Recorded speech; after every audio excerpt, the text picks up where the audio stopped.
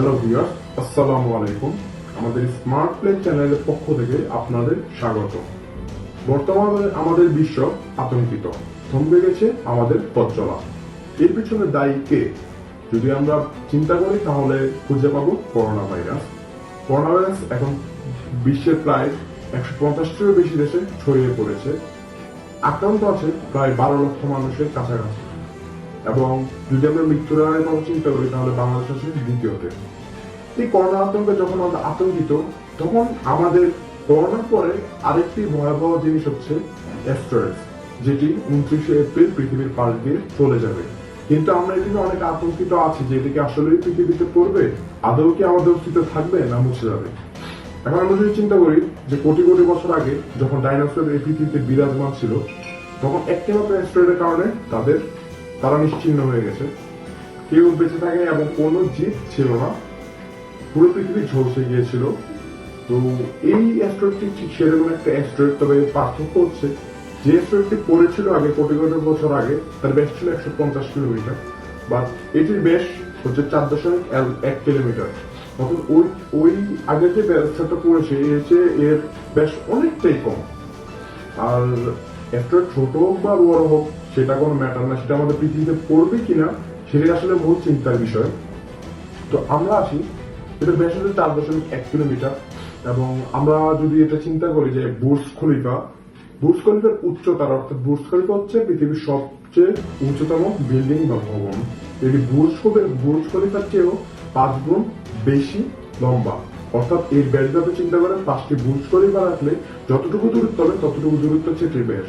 অথবা আরো সহজ একটি উদাহরণ দেওয়া যায়, মাউন্ট এভারেস্ট অর্থাৎ পৃথিবীর সর্বোচ্চতম পর্বতশৃঙ্গ মাউন্ট এভারেস্টের অর্ধেক দূরত্ব হচ্ছে এর ব্যাস। অর্থাৎ আমরা কাজেই বুঝতে পারি যেটা অনেকটাই বড়। এর গতি কত হবে? এর গতি হচ্ছে 31,000 কিলোমিটার পার আওয়ার, অর্থাৎ প্রতি ঘন্টায় এটি 31,000 কিলোমিটার অতিক্রম করতে পারে। এখন আমরা যদি সবচেয়ে দ্রুতগামী প্রাণীর কথা চিন্তা করি, চিতাবাঘ, তার গতি হচ্ছে 90 কিলোমিটার পার আওয়ার, অর্থাৎ 1 ঘন্টায় 90 কিলোমিটার ছুটতে পারে। তাহলে আমরা চিন্তা করতে পারি যে বাঘের তুলনায় এটি কিন্তু প্রায় 385 গুণ গতিতে ছুটে যাবে।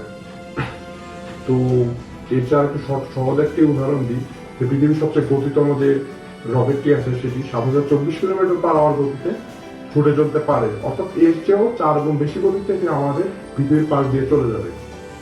যদি এটি পৃথিবীর পাশ দিয়ে চলে যায় তাহলে কি আমাদের কোনো ক্ষতি হওয়ার সম্ভাবনা আদৌ আছে? সেটা নিয়ে একটু বিস্তারিত আলোচনা করি। চার থেকে আমাদের দূরত্ব প্রায় 3,84,000 কিলোমিটার। এখন এটি পৃথিবীর কতটুকু দূরে দিয়ে যাবে সেটি নিয়ে ভিন্ন মতামত আছে, তবে নাসার অফিসিয়াল সাইট হতে প্রাপ্ত যে এটি পৃথিবী থেকে 40 লক্ষ কিলোমিটার দূর দিয়ে চলে যাবে, যা পৃথিবী হতে চাঁদের দূরত্ব প্রায় 10 গুণ। তো কাজে আমরা চিন্তা করতে পারি যে এটি পৃথিবীতে পড়ার কোনো সম্ভাবনা নেই, এবং যদি এটি 40 লক্ষ কিলোমিটার পাশ দিয়ে চলেও যায় তবে পৃথিবীর ক্ষতি হওয়ার কোনো সম্ভাবনা নেই, যেটি নাসার অফিসিয়াল ওয়েবসাইটে পাওয়া গিয়েছে। তবে এতে কিন্তু আমরা পুরো নিশ্চিন্ত হতে পারি না, কারণ হচ্ছে আমার চিন্তার বিষয় হচ্ছে 2029 সালে যে অ্যাস্টেরয়েডটি পৃথিবীর পাশে দিয়ে যাবে সেটি নিয়ে, এর নাম হচ্ছে অ্যাপোফিস। তবে এটি পৃথিবীতে পড়ার সম্ভাবনা 2.7%। তো ওইটা নিয়ে আমাদের আসলে চিন্তা করার বিষয়, কারণ এখন যে অ্যাস্টেরয়েডটি আসছে OR2, এটি আসলে তার কোন সম্ভাবনা নেই বাংলাদেশ পৃথিবী থেকে 40 লক্ষ কিলোমিটার দূর দিয়ে চলে যাবে। সেটি নিয়ে আমাদের চিন্তা না করলে চলবে। তবে অ্যাপোফিস নিয়ে আমাদের চিন্তার বিষয় হয়ে দাঁড়িয়েছে এটি প্রায় 2.7% সম্ভাবনা আছে পৃথিবীতে পড়ার। তাই আপনারা যদি এটি সম্পর্কে জানতে চান তাহলে আমাদেরকে বলবেন, আমরা নেক্সট ভিডিওতে এটি নিয়ে একটি ছোট্ট আলোচনা করব। আমাদের পাশেই থাকবেন, আমাদের চ্যানেলটি সাবস্ক্রাইব করবেন, লাইক দিবেন এবং শেয়ার করবেন। ধন্যবাদ। আসসালামু আলাইকুম।